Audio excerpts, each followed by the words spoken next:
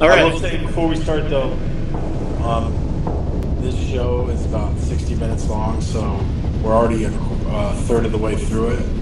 So I definitely want to let's make sure we have enough space for you to deliver this latest discovery. Yeah. Just want to make sure we have enough time so you can deliver the download about the Yep. Grand Dragons and all that stuff. Remember, we you can edit the sound to fast forward to the meat of the message. We can do All right. that for sure. Right. So this is as much for you. I mean, you could do two shows. You know what I mean? Yeah, maybe for sure. And I'm giving you background that's already in the Emergency Beyond 2012 video documentary that I published in 2010. Okay, cool. And it's in the I published what do you call it, a basic transcript of a book of the movie that includes all of the visuals in the order they appear in the movie. I published that in 2012, and that's called Emergence Beyond, and is the first book in that series, because the sequel to it is actually it's on my it's right here.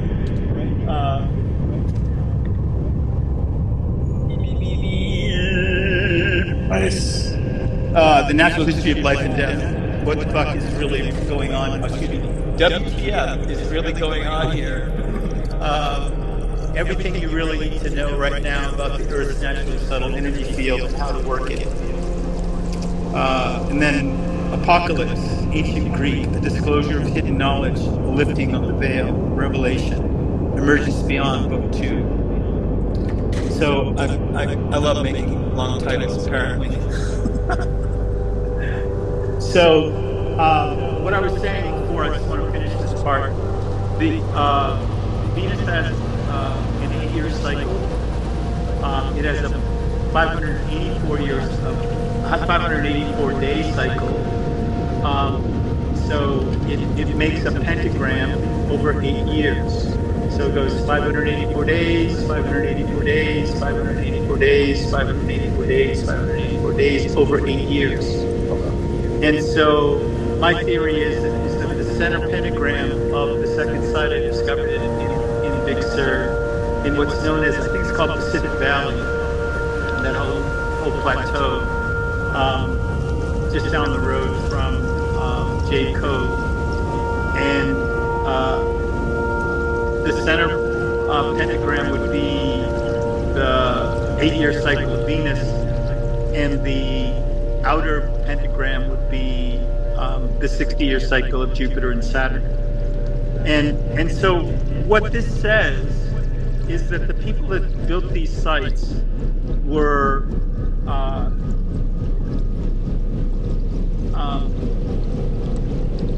they knew some stuff. They knew more than the average American today about, the sun, the moon, the stars.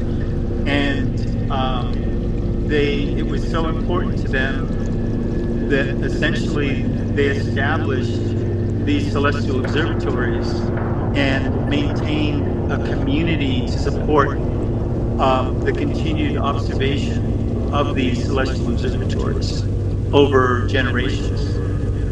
Wow. And that it's connected to what we're going to discuss right here, because the download that I gave you in the woods there, that I felt I actually saw myself giving that download when I was in Big Sur for the solstice. Wow. You said that. I did. I spent about the better part of a week at this site in June, leading up to the solstice. I left on the solstice so that I could go measure the site in the node in Monterey, but I'm getting ahead of myself. So,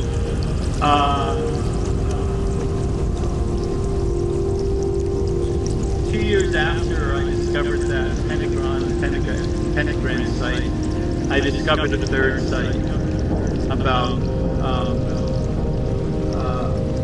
a quarter mile away, and it also has certain alignments that are celestial in nature, and you may wonder why these observatories are there, but if you're there, it's pretty obvious why, because on the equinox. What, real quick, can I ask you? You're calling them observatories. How is it an observatory? There, can you explain that? Well, yeah, sure. The site at the top of the mountain gives you, if you're living down on the plain, if you're living down at sea level, you're right up against this coastal range. So there's no way that you're going to get a sighting of the eastern horizon unless you climb to the top of the mountain, which is where that observatory is. And in order to, so when these folks, experience remember, these are the survivors of a global catastrophe, right? A flood. And what's interesting to me is that when I finished the documentary in 2010 and published the book in 2012, as soon as I finished those projects, all this new information started to come, and there's actually scientific information that has come to light in the past 10 years that wasn't even conceived of when I did the first documentary, and that's why I ended up writing this sequel. So much information was coming that I just knew I had to write another book, and so one of the things that came to light is that's kind of settled science now, but was not even a thing, 12 years ago. When I published the documentary, is that there was a global catastrophe that happened between 11,600 years ago and 12,900 years ago. And this catastrophe, it looks like there is a comet that has a really funky name. I think it's a funny name because the name of the comet is named after the German astronomer that first calculated its orbit, right? And this brother's name is Anki. And if you know anything about, and I don't expect you to, but Not like Inky? yeah, it's not spelled the exact same way, but it's pronounced pretty much the same way. Inky is the Sumerian creator god, right? And also considered kind of the coyote of the Sumerian gods, the trickster god of the Sumerian pantheon. And but it's spelled E-N-C-K-E, and it arrived in the solar system 30,000 years ago, and when it got here, it was 50 miles wide, and it has an orbit that takes it between the orbit of Jupiter and Saturn at its furthest point, and then all the way into the orbit of Mercury, and it makes this orbit every 3.3 years, right? And the Earth crosses that orbit twice a year, and it is the Perseid meteor showers. excuse me, the torrid meteor showers. What am I saying? So it's which we right now actually right about now, June, July, is one end of it, and the other side is something like October, November. And apparently, according to science today, 12,900 years ago, it made a close pass to the Earth, and some of it is close enough that some of it broke off, and a couple of large pieces exploded in the upper atmosphere over the northern hemisphere, specifically over what's known as the North American ice sheet and the Laurentide ice sheet. And when it did that,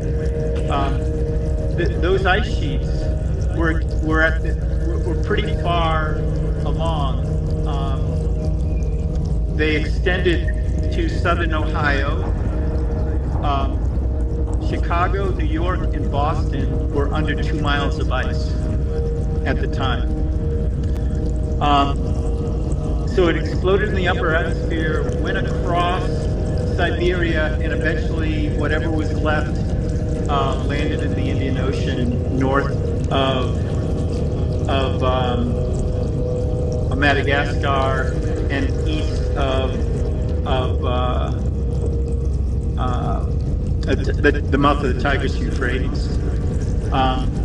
So it's a pretty safe bet that that was essentially the flood that everybody's talking about. But if you think about what happened, you're talking about a massive explosion over this ice sheet. Flash melted a good slice of the ice, and you have something that one moment it's an ice cube, and the next minute it's this huge body of water that has this momentum to move across, the North America, and essentially carved it up on its way into the majority of it went into the Pacific Ocean, but there are some of it that went into the Atlantic, and it's not just one group of people that figured this out. I mean, there's all this anecdotal evidence and scientific evidence from all around the world that pretty much nails the date on this. Okay, so these folks witnessed that. They came most likely from, at the time, ocean levels were 300 to 400 feet lower than they are right now, and all of Southeast Asia was one piece of land, all the way up to the 150-mile channel that runs between Bali and Lompoc, and all of Australia and Papua New Guinea and all of that was all one piece of land as well. And so these folks witnessed that. Those that remember to keep the top of their head open to the rest of the universe, went to the top of a mountain. They saw this whole thing happen. They saw the flood waters come and the flood waters recede, and then they, followed their guidance to go across the world. And these are that created those sites that you saw. Their connection there. Right. Their descendants created these observatories. Remember, they were charged with beginning these migrations around the Western Hemisphere. And basically, to kind of speed things up here, their job, their focus, their mission was to reconnect humanity to the Earth grid in the Western Hemisphere. And the way that they did that was to go to all these subtle energy, Earth energy sites around the hemisphere and hold ceremony there. And in these migrations over generations, they did exactly that. they lived there for a while. They established. They surveyed the area. They found out where the cool spots were, where the energy lines were, and they held ceremony there over generations, and then continued on their migrations. And I go more in depth into that in the documentary and all that kind of stuff. So I want to fast forward to what's happened over the past 12 years. So in 1999, on the autumnal equinox, I was on the top of Silbury Hill in southern England, which is a man-made cone with a flat top that's covered in sod. And apparently there are 2 chambers down inside of it they've discovered using LiDAR. And it's at the base of a hill that's higher than that. And that it overlooks an area where a lot of what do you call them, crop circles have been showing up over the past 30, 40 years. And so it's pouring buckets. I'm with these 2 women friends of mine, and we climb up one side of this mound. We get to the top, and there's this other brother coming up the other side, and he and I start this conversation like we had just finished a conversation, like that we're carrying on, continuing a conversation. His name happened to be Rory McQuestion, and he is a British trained, classically trained geologist. And in his youth, in his when he began his professional career as a geologist, he worked in a gold mine in southern Africa, underground, 1,000 feet, for 7 years. And while he was there, he learned how to dowse, and has been teaching people how to dowse ever since. And it's been, because of the work that he did, primarily about 12 years ago. He and I have been working together ever since. And on our first project was this thing called Conscious Evolution Day, where we set up this global meditation that would happen at the solstices and equinoxes at sunset, and where people would focus on their own personal conscious evolution. And it, created a wave of those meditations going around the world on the equinoxes and solstices between 2008 and leading up to December 21st, 2012. So same guy as Rory. The same person. Excuse me? Rory Duff. Rory McQuestion is his name. He goes by Rory Duff. I think it's because it's easier. It's a lot easier for people. Most people aren't going to remember McQuestion, but they definitely and they definitely can remember Duff. It's DUFF. So RoryDuff.com, and he has a thing on an Instagram account, the Geobiologist on Instagram, and his Instagram account is like a masterclass in subtle energy and earth energy lines. Nice. So he won awards from the British Dowsing Society for his work in 12 years ago. Between 2008 and 2010, he did. I recognize this is going long, and I think what you're probably going to end up doing is just editing it down. And I think it's important for me to just give you as much as I can, and you can, cut and paste anything you want. I'm okay. We'll have to cut one out. But okay. Yeah. Cool. All right. So he won awards for this survey that he did in between 2008 and 2010, where he measured on a daily and sometimes hourly basis the subtle energy lines in his vicinity in southern England, where there's a lot of them. And through that survey, he did that for a year and a half, almost 2 years.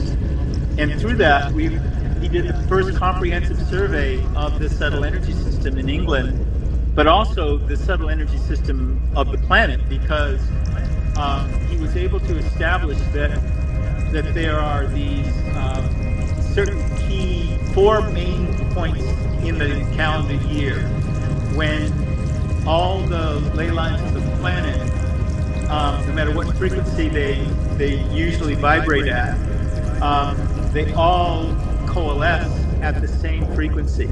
So the slower ones would slow. I mean, the slower ones would speed up, and the faster ones would slow down.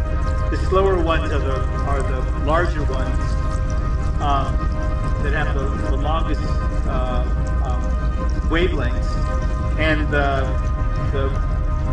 the faster ones are the ones that are generated by the Earth, and they're ubiquitous. They're friggin' everywhere. Like if you throw a stone, you're gonna essentially it would be hard for you not to hit one of those or encounter one of those.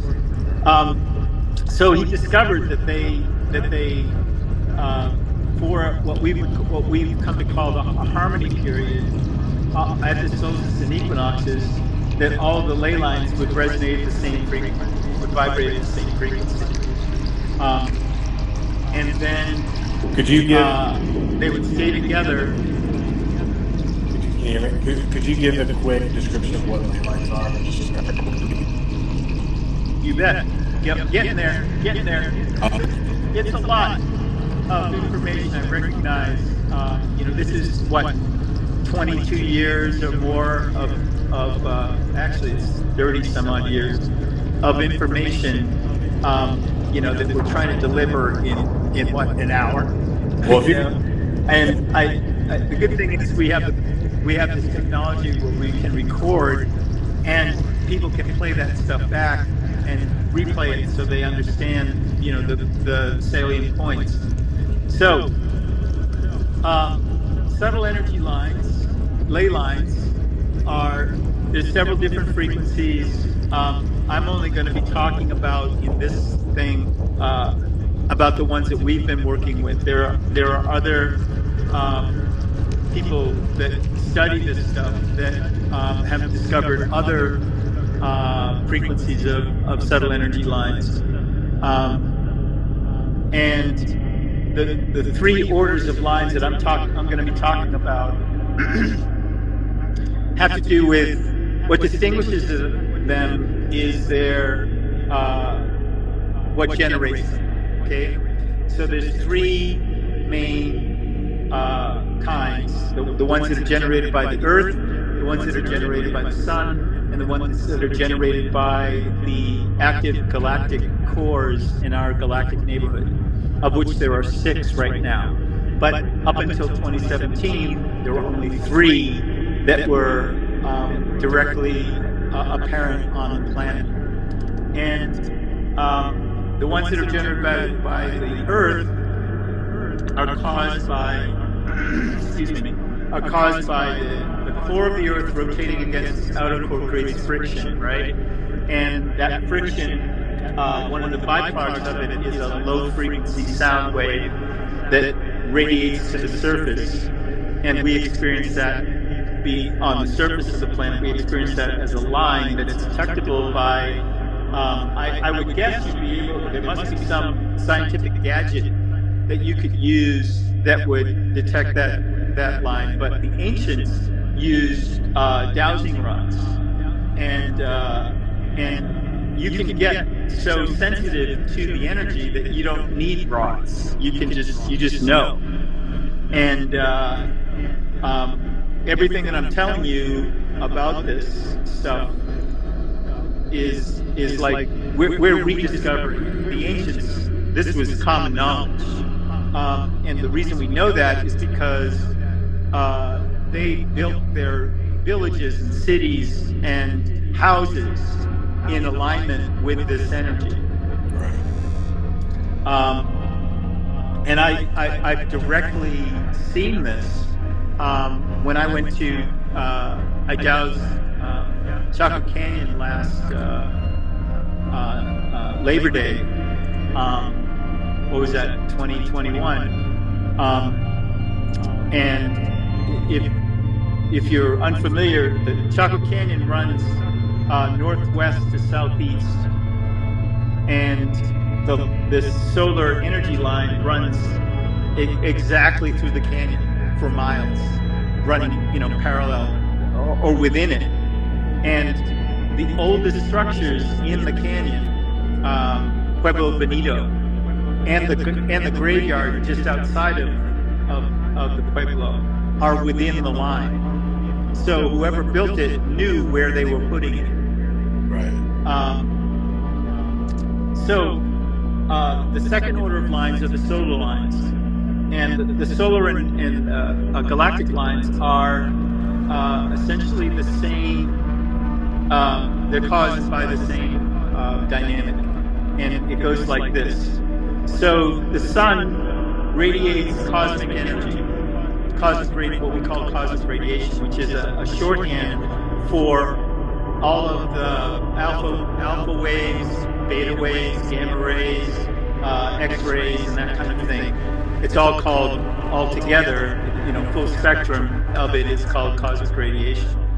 And when those beams of cosmic radiation, which are hitting the Earth right now, hit the upper atmosphere, they're converted to neutrinos, these subatomic particles that shoot down through the Earth and through everything. They're going through you and me right now, and everybody we know.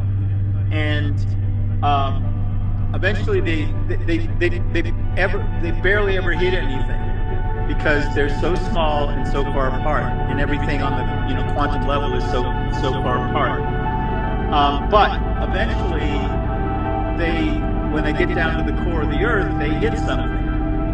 And enough of them hit something to create a low-frequency sound wave that radiates to the surface and appears on the surface as a line.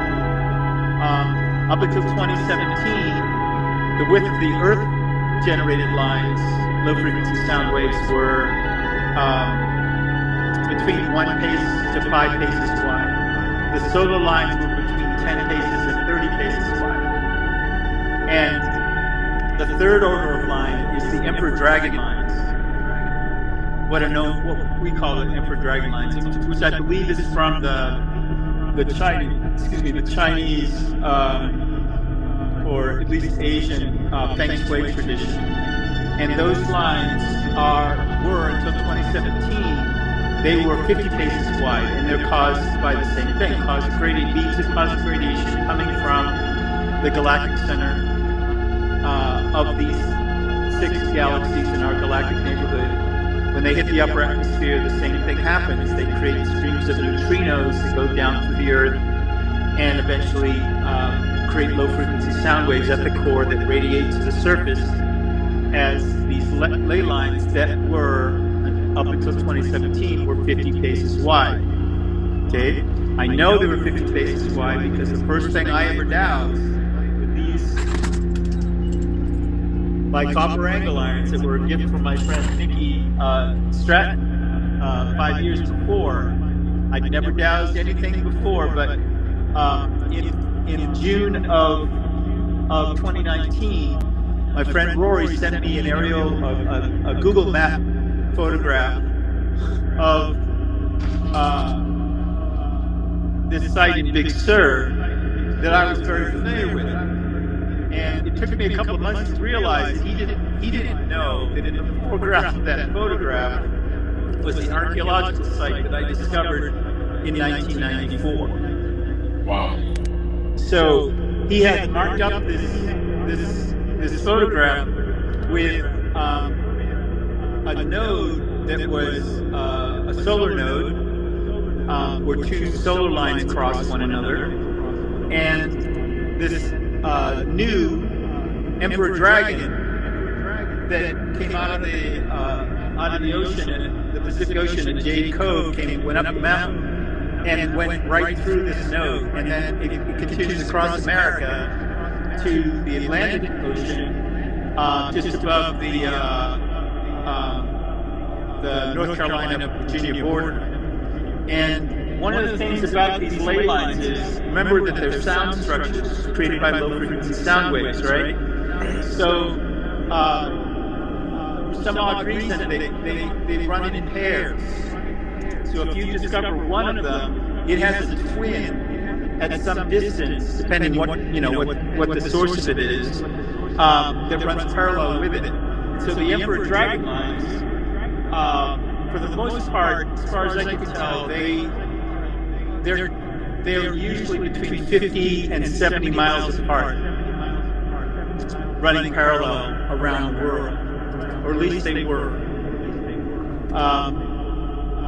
And then up until 2017, there were only 3 pairs of Emperor Dragon lines on the planet, and they don't like to cross one another. They don't like they'll run through solar nodes and Earth energy nodes, crossings and everything. They call it a node where any 2 ley lines cross, right? They'll go through those, but they avoid one another for the most part. Generally, there were up until 2017. There were only 6 places on the planet where Emperor Dragons crossed and made a node, and only 4 of those places were on land. And to give you an idea of the power that people recognize these nodal points have, one of those places is a place called Mount Kailash. It's the most sacred mountain in the Himalayas, and it's sacred. And over the centuries, it's been sacred to 6 different religions. And at this very moment, and at every moment in your lifetime, there are people that make pilgrimages to this mountain, and they prostrate themselves, meaning that they lay down, face down, arms and legs and fingers spread. They'll stand up, take a step, and do the whole thing all over again. They do that all the way around this mountain. These are Buddhists or a certain tradition? There's Buddhist, Bon, the indigenous religion of the region. Just everybody. Wow. Doesn't matter what their religion is, or if they have any religion. This is what people do there. Okay. Right? You could go there right now. You'll be well accepted. Whether you're an atheist or a scientist or a botanist or whatever it is you feel like is your isness, you're gonna feel this energy, Right. And you will be humbled. I say that just to give you an idea of over the centuries and millennia, people have been recognizing the sanctity of this energy. The beneficial nature of this energy, and the character of this energy. And like I said, it wasn't until 12 years ago when Rory did that 1.5-year long measuring of the ley lines in his vicinity that we had any knowledge of the basic character of how the subtle energy system of the planet in this band of frequencies. What its character was, how it reacted, responded, what it did, and what it didn't do, and what the significant dates were that affected and were affected by it. And we're still figuring this out as we speak. So, I'm gonna give me a second. I need to roll up the windows because we're in a crisis downpour.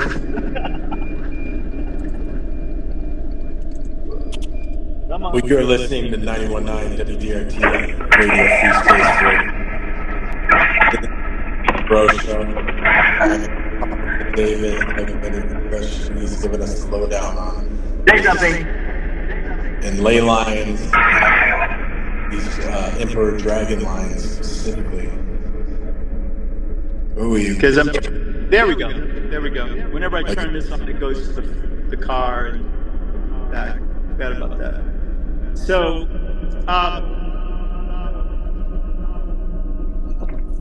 2017, a 4th pair of Emperor Dragon lines show up on the planet. And these are what we've, just for lack of a better term, we've called it twins.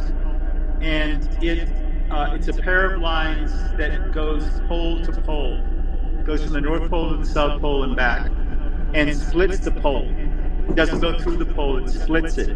So if it's 50 miles wide between them, this one, if you're standing at the pole, one is 25 miles that way and one is 25 miles that way.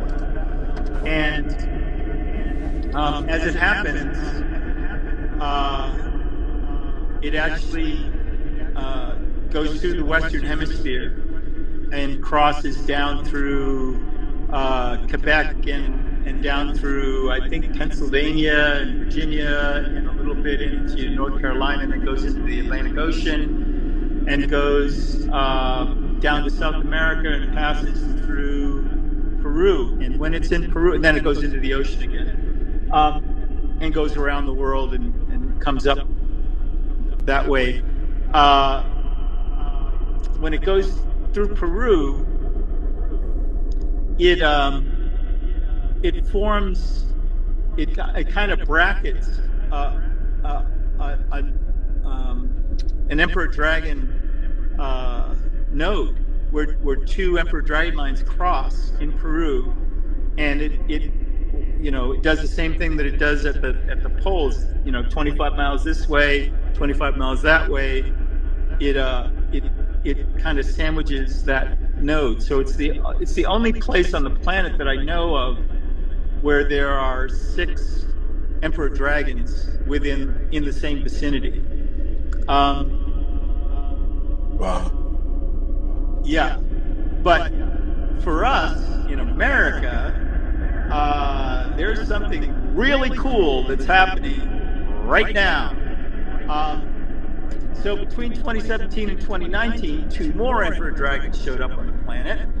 And the third one, the one that showed up in 2019, is the one that we're really interested in, because that's the one that comes up out of Jade Cove and Sunset Point on the Monterey Peninsula, and goes across the country east and west and goes into the Atlantic Ocean, or comes out of the Atlantic Ocean, however you look at it. The northern one, the one that goes from Monterey, goes through this place called Buckrow Beach in Newport News, Virginia. And the southern one, the one that comes out of Jade Cove, goes into the Atlantic at this a nature preserve. I think it's called Plum Island, or I think it's Plum Island Nature Preserve. Yeah, just above the North Carolina-Virginia border. And I know this because I dowsed those 2 points Labor Day, last September. And what's important for us is to, now we're getting down to the meat here. When I first time I ever dowsed anything was the solstice of 2019. I dowsed a node on top of on the mountain above Jade Cove, within sight of the archaeological site I discovered about 100 yards away in 1994. That was the first thing I dowsed, and I went up there and I spent 5 days there basically sitting in that node. And at that time, all the Emperor Dragons on the planet were 50 paces wide. I dowsed the node, and it was 50 paces wide because the Emperor Dragon was there. A node can only be as big as the lines that make it. And I was, I dowsed the Emperor Dragon, and it was 50 paces wide. The node was 50 paces wide. I was wowed. I was amazed. I basically sat in the node for 5 days, and I wanted to see. I've been trying to do astral projection since 2014, and I wanted to see if I could do it in the node. I have yet to be able to do astral projection with full lucidity and control. I can do it. I definitely have control of my dreams when I want to, but no joy on the lucidity and no joy on the astral projection while I was in the node. But it was an amazing experience to sit in that node for that long. Ever since then, what Rory discovered in his survey 12 years ago was that when we first started studying this stuff, it was the harmony period was only between 10 and 16 hours on the equinox and solstice. And then that harmony period started to expand. And that you're saying the harmony period is when all the lines are resonating together. Exactly, resonating at the same frequency. And when I say resonating, what I mean is just like a serpent moves sine, cosine, side to side like this, the lines do the same thing. Because, once again, they're sound structures, right? They're vibrations, so they undulate, right? And that undulation is measurable. The Earth energy lines, the Earth-generated lines, have an undulation between 10 and 16 hours. The solar lines back then, when I started measuring in 2019, they were, I think, between 24 and 36 hours, and the Emperor Dragons were 48 hours, right? I get kind of lost me on that one. You're saying that's how long the harmony period is, 24, or what is that? No. That's how long.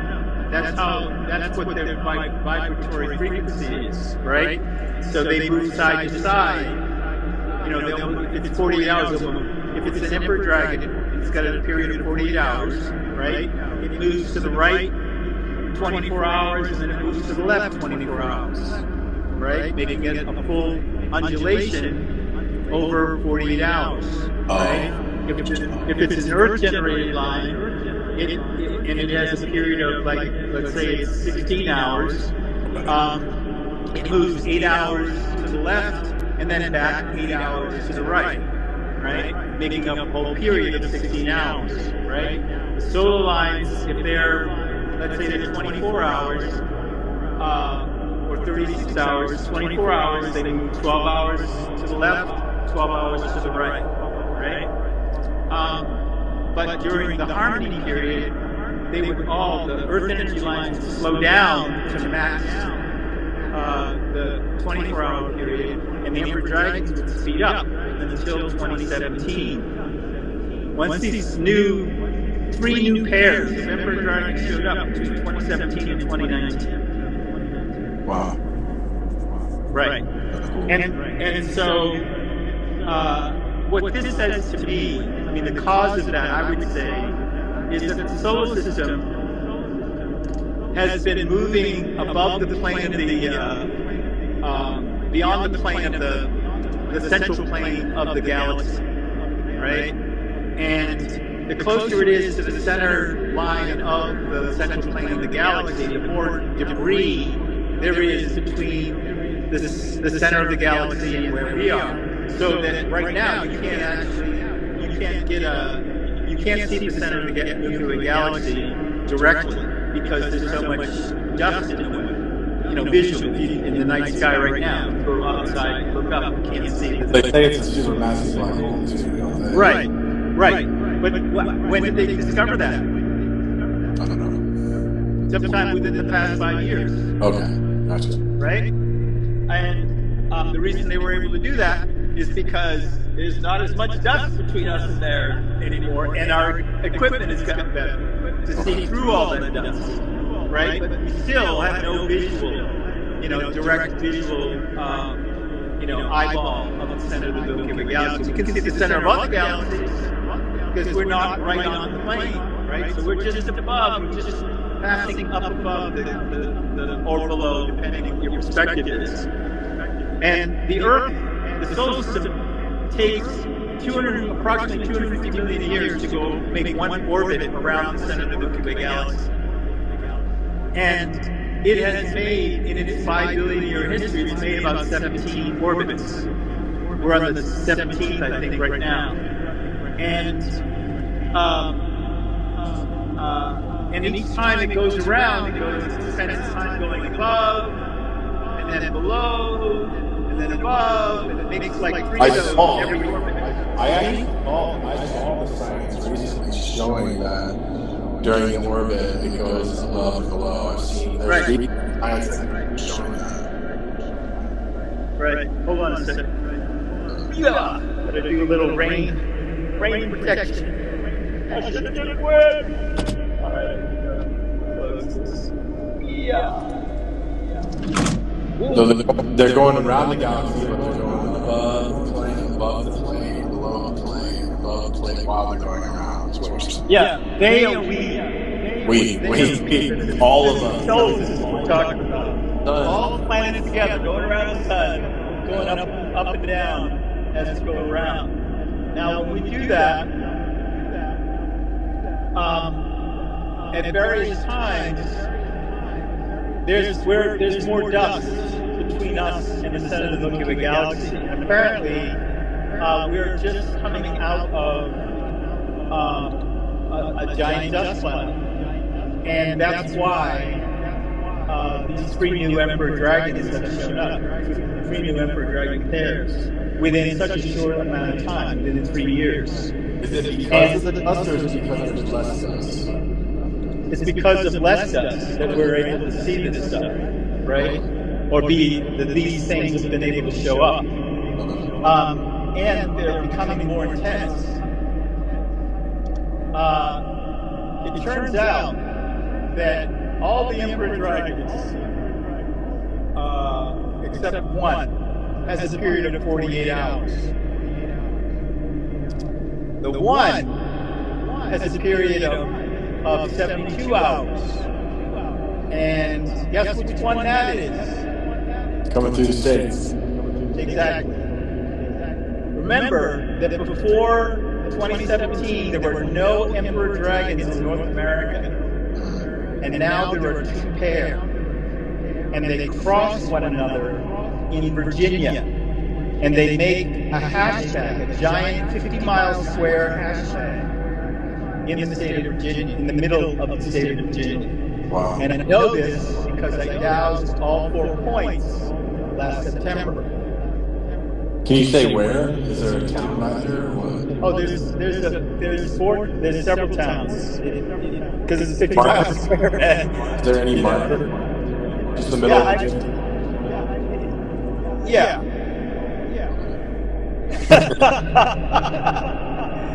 Just want to tell people where to go to get lit up. Yeah, well, here's the thing. Let's continue with this conversation because now we're getting to the actual interesting point. The reason why we started this whole place, right? So I have been measuring these the 2 nodes, the main 2 nodes on the west coast that the emperor dragons make with these solar lines.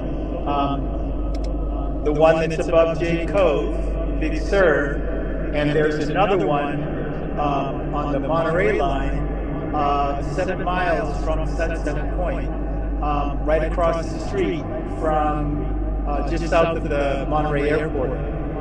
There's this big meadow they graze cattle in, and there's only one tree, and it's about 50 yards from that one tree in the middle of this meadow. And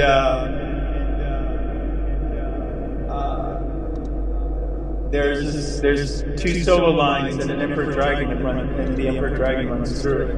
And I've been measuring these 2 places and where they come out of the ocean at the solstices and equinoxes over the past 3 years. And as I said, when I first measured them in December of 2019, the nodes were 50 paces wide, and the emperor dragons were 50 paces wide. Then they were about 80 paces wide, then 120 paces wide, and 200 paces wide, and as of last September, they were 600 paces wide, measured both on the East Coast and West Coast. And then make a longer story shorter, when I measured them in March at the equinox, March of 2022, they were 4 miles wide. Wow. That's quite and then, it's a wow moment, but it gets more interesting. So I measured them at the equinox, and by that point, by the equinox, the harmony period had been extended. First, it was, it all happened all in one day back in 2010, 2008, right? It would happen all in one day. Then they expanded 3 days, the harmony period, then 6 days. The last, in March, they were 15 days, the harmony period. And it only takes about 20 minutes for them to break apart, which is really kind of interesting to me for some reason. And then I measured them in twice in May, this past May. And they were in the exact same places that they'd been at the end of the harmony period, 4 miles apart, approximately 4 miles apart, 4 miles wide, excuse me. Because they're 54 miles apart. And then I went up to Big Sur, arrived on June 15th, and I did my measurements of the edges of the Jade Cove line, and found they were still in the exact same place. The next day, I measured them again. It must have been about 10:30, and I could tell that they had already started moving around 10 o'clock. And I could tell that at the rate they were moving, that it was 4 miles.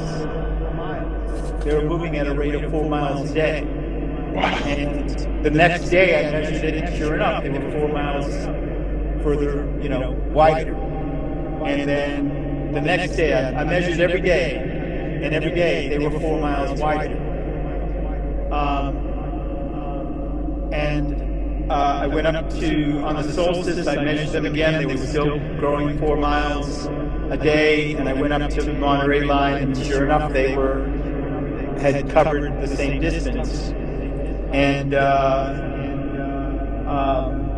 I think by the solstice, they were like 24 miles wide.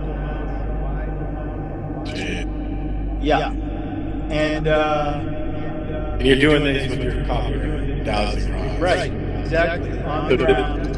And I would douse, find the edge, and then I would back out of the field, step back in the direction they've been expanding, and within a few moments, it would pass over me, and I would step back some more, and I would, I did that several times to make sure that what I was observing was what I was observing. Pretty freaking amazing. According to, when I got to the gathering, actually, I calculated what the expansion rate would be, how wide they would be if they continued.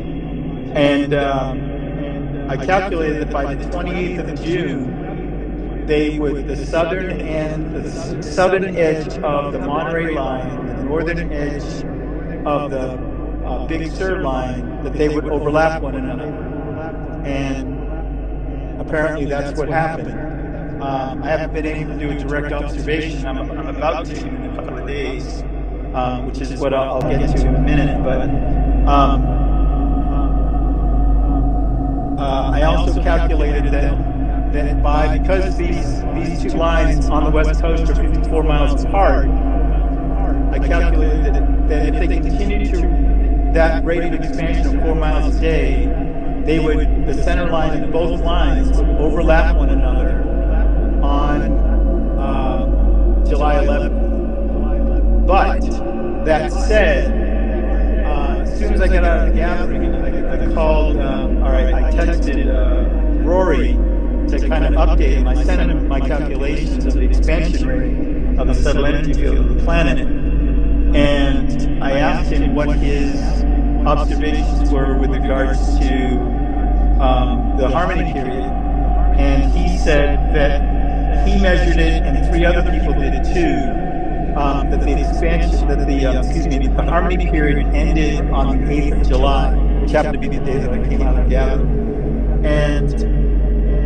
if it's true that the Emperor Dragon stopped moving, stopped expanding when the harmony period ended, that means that they are now 92 miles wide.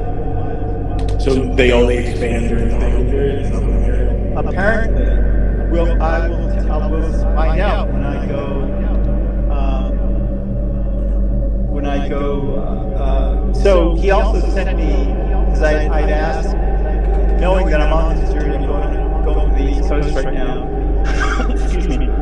I asked for the coordinates of where the Emperor Dragon crosses the Mississippi, because my intuition was telling me that the ancestors of the Hopi, the people that did these migrations, would have known where that place is, and they would have had some sort of marker there or something, right? Because these folks weren't just astronomers; they also knew about this Earth energy, and it was all one thing to them, And I'm not sure what you know about the Mississippian culture that predates the pre-Columbian North American culture. They're all up and down, all the waterways that run through North America are were known as various cultures. They're called, but they're all the Mississippian culture, and they're all the ancestors of the Hopi, and the descendants of the survivors of the last world purification by flood. And they all knew this stuff. They all knew the celestial as well as the terrestrial and telluric energy. And it turns out he sends me these maps, which is how we work. I'll say, like last fall, I said I'm going to Chaco Canyon. What's around there? He sent me the line, his map, because he's an expert in distance dowsing, and I'm able to corroborate that on the ground, narrow it down. He's pretty friggin' accurate within like the Big Sur thing. He was off by maybe 20 yards. Crazy stuff. Where the node was, he was off 20 yards. Crazy. So I corroborated that, and I confirmed everything that all the distance dowsing that he's done of this network of subtle energy lines in North America so far. And he sends me these maps, and it turns out, I'm not sure if you've ever heard of this place, but it's called Cahokia. Yeah, I've been there. I used to live in St. Louis. That's right. I was actually going to guess that that was the place that was going to be. Right. But check this shit out. Pardon me. Check this out, brother. It turns out that there's a solar node at Cahokia. Yeah, there's now, here's the thing, bro. Solar nodes and solar lines, they never go anywhere. But they're expanding. Since these 3 new Emperor Dragon lines have shown up since 2017, June 2017, 2019. Remember, they were between 10 paces, 30 paces wide. They're now between 90 and 120 paces wide. The solar nodes.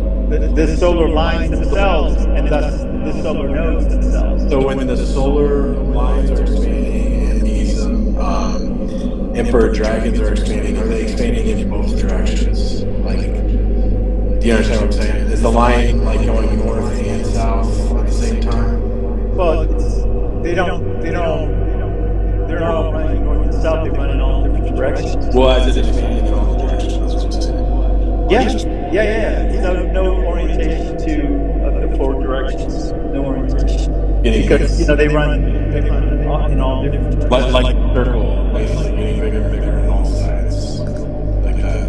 Yeah, the nodes are getting bigger and bigger in all sides, right? Okay. Where they cross one another. And the solar lines don't go anywhere. Like they don't get obscured. Between there's nothing obscuring the radiation coming from the sun, so they're perennial. They're always there. But they're being affected by the presence of these 3 new emperor dragon moths pairs around the world, and so the whole subtle energy system is being affected. And what I said to you before, I think is really important. That 5 of the emperor dragon pairs have the same period in 48 hours. The 6th one, the last one to show up. Rory thinks that this one is the one that's coming from our galactic center. The one that goes across America, coast to coast, is 72 hours. And that's from and the other ones are from other galaxies? Yes, in our galactic neighborhood, right? And were you saying that just to be clear, in the Kokia Mountains is where the emperor dragon is crossing the Mississippi? Is that what you're saying? In the vicinity. In the vicinity. It doesn't go through the node from what I've seen with his distance dowsing. That's one of the things I'm on when I leave here. I'm in Boulder, by the way. I'm going to be going to St. Louis to corroborate, and it'll be my first measurement of the emperor dragon since the solstice, and I'll be able to tell. They should be 46 miles north of the center line of the emperor dragon now, and I'll be able to find out if that's really what's happening. If it isn't 46 miles, if it isn't 92 miles wide, what is it? And why is it showing that on the West Coast? So that's kind of what this is. We can conjecture, but we can make conjectures, but there's nothing like getting out there with the old angle irons and seeing where the energy is on the ground, or through the ground, so to speak. If it's stopped at the end of the harmony period, and they're 92 miles wide, that means they were 3 days short of overlapping completely, right? That means that, given the pattern that I observed at the last solstice, that they started expanding 5 days before the solstice itself, then within 3 days, if they expanded at the same rate of 4 miles a day, within 3 days before the equinox in September, they will have overlapped one another. And at that point, you're looking at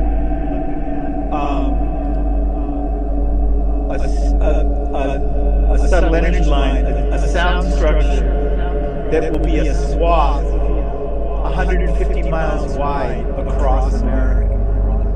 So now, and this isn't just an American line, it's the sun lines and the other emperor dragon. Well, it's affecting these expansions are affecting the whole system, right? All of the lines are expanding, one way or another. Not expanding at the same rate, of course. The solar lines aren't miles wide, but they are, 3 or 4 times the size of what they were 4 years ago. And when you think about geological time, right? Like, rock over time has the consistency of toothpaste, I was told when I was in college by a good friend of mine, an engineer. But then I thought about it, I was like, over time, rock has the consistency of air. You know what I mean? but it takes a whole lot of time for that to happen. But we're talking about 3 years. Yeah. And this expansion is happening, and, you and I are two of a handful of people that have a freaking clue about this even happening at all. What's interesting to me, it's down to what's the effect on populations. What does it mean? What does all this mean? What does it mean? Right? And I can tell you from my observation that, the Monterey Peninsula has 3 towns on it. Monterey, Pacific Grove, and Carmel by the Sea, right? What most people call Carmel. Right now, as of since September, the expansion has slowly consumed the whole peninsula. So that right now, the whole peninsula, and even the towns that aren't on the peninsula, like Seaside and so forth, are within the Emperor, are not only within the Emperor Dragon Line itself, but you know what I mean? I like that. Timing, baby. Yep. But also within the node, because the node is 7 miles from the coast, and the town is, if that, even if it's stopped on the solstice at 24 miles, you get a 24-mile radius around that node. The whole population of Monterey is within the node, and so they're the guinea pigs. There's other places in the country where the line goes through, but Monterey is the only place that I know of, major population center, that has the whole population being exposed to a node. Wow. Right? So, what I've observed is that, because it's not just since September, and it isn't just the past 12 years this has been going on. And we're talking like decades of subtly building up to what's happening right now. And the effect that I observed is an energetic intensity and people's reactions to that. And one of the things that I keep track of is population.